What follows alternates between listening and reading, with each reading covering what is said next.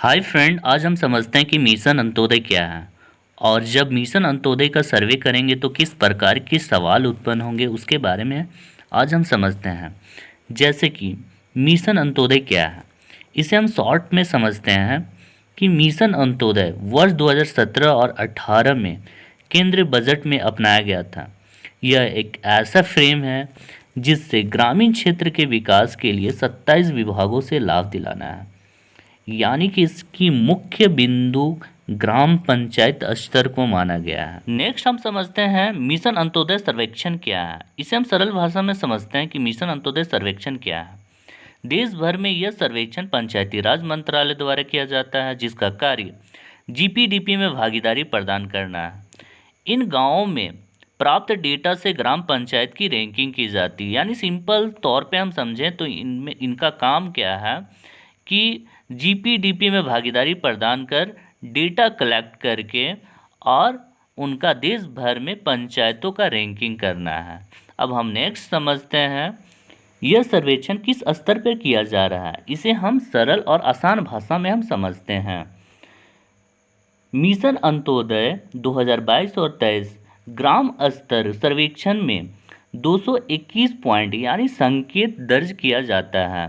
यह देश में सभी जिलों में कराया जा रहा है। सर्वे का 21 खंड है, यानी जो सर्वे होना है उस सर्वे में 21 खंड होंगे, जिसमें पहला खंड में सुशासन, ग्राम पंचायत और संरचना एवं सेवाएं हैं। यानी हम सिंपल तौर पे इसे हम ऐसे समझते हैं कि जो 21 में जो पहला खंड है, पहला खंड में पंचायती राज ढांचा के बारे में जिक्र होगा। उसी पंचायती राज में जो सर्विसेज हैं उनका जिक्र होगा, जिसमें 21 सवाले शामिल होंगे। यानी उन्हीं में 21 सवाले शामिल होंगे।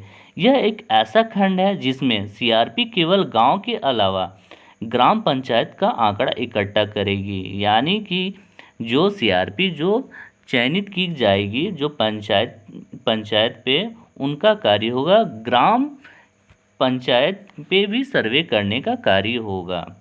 अब उसी तरह से हम नेक्स्ट बिंदु वाले सवालों पे हम समझेंगे इस सर्वेक्षण के विभिन्न खंड कौन से हैं।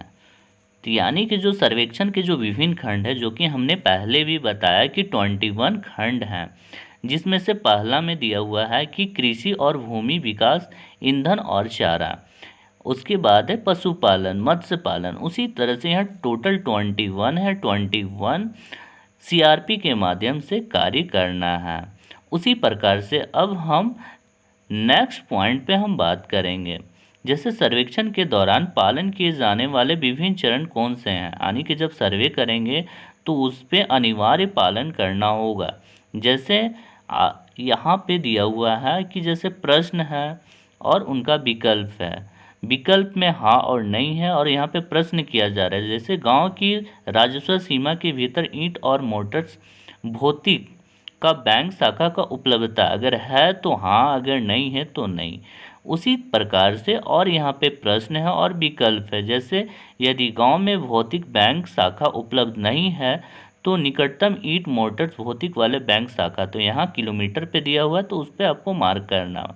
उसके बाद अगर आपका यहाँ पे विकल्प है में आपका संख्या दिया हुआ रहेगा, जैसे मकान, बिजली और ये पवन ऊर्जा, अगर संख्या पूछा जा रहा है तो आपको यहाँ पे संख्या देना होगा। इसी तरह से सर्वे करने के दौरान आपको ऑप्शनल या आपको एंट्री करने का ऑप्शन नजर आएंगे। जैसे यहाँ पे बताया जा रहा है क्या गांव की राजस्व सीमा के भीतर कोई सेवा केंद्र है, निरीक्षण और रिकॉर्ड। यहाँ पंचायत भवन साथ स्थित यानी अलग से स्थित है या कॉमन सर्विस सेंटर की संख्या पूछे जाएंगे तो यहाँ पे लिखना होगा। उसी प्रकार से यहाँ बहुत महत्वपूर्ण चीज़ पूछे जा रहे हैं, जैसे चालू वित्त वर्ष 2022 और 23 के लिए कुल अनुमोदित श्रम बजट, यहाँ पे रुपया पे पूछा जा रहा है। तो यानी जब श्रम बजट का जो सत्यापन होगा वो सत्यापन रिकॉर्ड आप रोजगार सहायक या पंचायत सचिव से आपको लेना है और लेके वहाँ पे फिल कर लेना है सत्यापन करा के। उसके बाद नेक्स्ट बिंदु पे हम बात करेंगे कि जियो टैग और तस्वीर लेते समय किन कदमों का पालन किया जाना है। यानी कि जो हम फ़ोटो हम सर्वे के दौरान जो लेंगे उसमें क्या क्या हम पालन करेंगे। यहाँ पे दो बिंदुओं पे बात की जा रही है, जैसे क्या स्वीकार नहीं किए हैं संपत्ति और क्या स्वीकार नहीं है चित्र।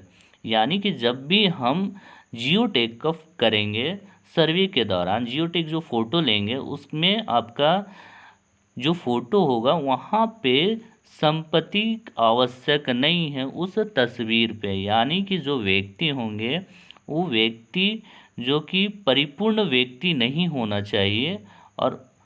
और जो यहाँ पे बताया जा रहा है क्या स्वीकार नहीं है, यानी कि जो भी फ़ोटो हम लेंगे वो फ़ोटो आप ज़्यादा नज़दीक से भी नहीं लेना है ना ज़्यादा दूर से लेना है, और जो भी फ़ोटो हो वो फ़ोटो परफेक्ट होनी चाहिए। ठीक है, ताकि वो जो भी सर्वे जो भी निरीक्षण करेंगे वो आसानी से समझ सके उस सर्वेक्षण के कार्यों को। नेक्स्ट बिंदु है सर्वेक्षण के लिए उपलब्ध संसाधन सामग्री क्या है।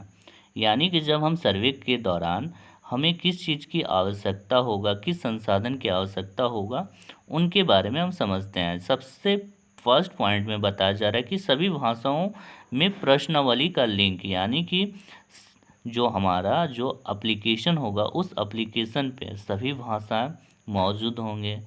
फिर यहाँ मिशन अंत्योदय सर्वेक्षण नियमावली के लिंक होंगे। एनआईसी के ऐप पीपीटी का लिंक होगा। यानी सिंपल तौर पे बोलें तो यानी कि जो मोबाइल होगा मोबाइल में सारा चीज़ उपलब्ध होगा, उनकी जानकारी हो। उसके बाद नेक्स्ट प्रश्न है कि सर्वेक्षण करते समय कोई समस्या होने पर हम किससे संपर्क करेंगे। यानी कि जब भी हम सर्वे करेंगे और सर्वे के दौरान समस्या होगा तो हम ब्लॉक को संपर्क करेंगे, ब्लॉक जिला को संपर्क करेगा, जिला आपका स्टेट को संपर्क करेगा यानी राज्य को संपर्क करेगा। उसी प्रकार से फील्ड में समस्या करने के लिए समस्याओं को देखने के लिए हर एक ब्लॉक पर नोडल हैं या और कर्मचारी उपलब्ध होते हैं। उसी प्रकार से आपको हर एक जो दी गई प्रश्नों की जानकारी प्राप्त के लिए अलग अलग विकल्प जो कि दिए हुए हैं उसे आप देख सकते हैं पीपीटी के माध्यम से, या तो हम आपको लिंक भेज देंगे, उस लिंक के माध्यम से आप आसानी से आप खुद से उस प्रश्नों के हल को आप समझ सकते हैं। आज के लिए बस इतना ही। नेक्स्ट वीडियो में बताया जाएगा कि मिशन अंत्योदय सर्वे मोबाइल पे कैसे करना है, तो उनका हम लाइव वीडियो हम बताएंगे। तो thank you watching this video, like to subscribe to share. जय हिंद जय भारत।